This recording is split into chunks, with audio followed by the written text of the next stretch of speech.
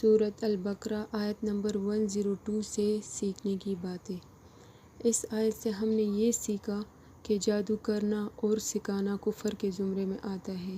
شیاطین نے لوگوں کو گمراہ کرنے کے لیے جادو سکھایا، لیکن اللہ نے حضرت سلیمان علیہ السلام کو جادو سے بری قرار دیا، جو اس بات کی نشانی ہے کہ جادو سے بچنا اور اس سے دور رہنا واجب ہے۔ پھر ہم نے یہ دیکھا کہ ہاروت اور ماروت علیہ السلام دو فرشتے لوگوں کو جادو کا علم دیتے تھے، لیکن وہ انہیں پہلے ہی خبردار کرتے تھے کہ یہ ایک آزمائش ہے اور اس کا غلط استعمال کفر کا سبب بن سکتا ہے۔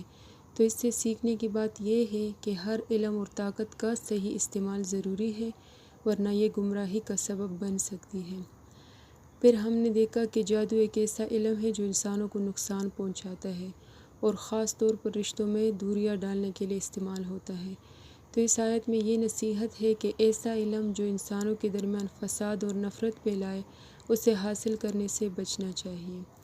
پھر یہ کہ جادو یا کوئی بھی شیطانی عمل اللہ کی مرضی کے بغیر کسی کو نقصان نہیں پہنچا سکتا۔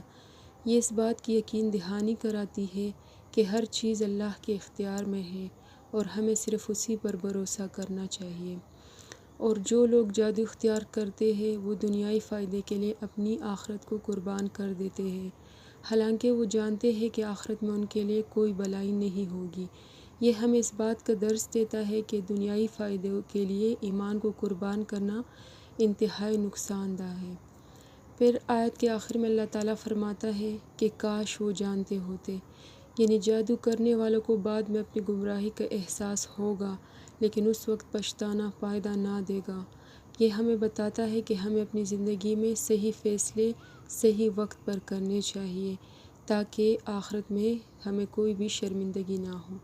تو اس آیت سے مجموعی طور پر ہمیں یہ سیکھنے کو ملتا ہے کہ شیطانی کاموں خصوصاً جادو سے بچنا ضروری ہے، اور اللہ پر بھروسہ اور اس کے احکام کی پیروی میں ہی ہماری دنیائی اور آخرت کی کامیابی ہے۔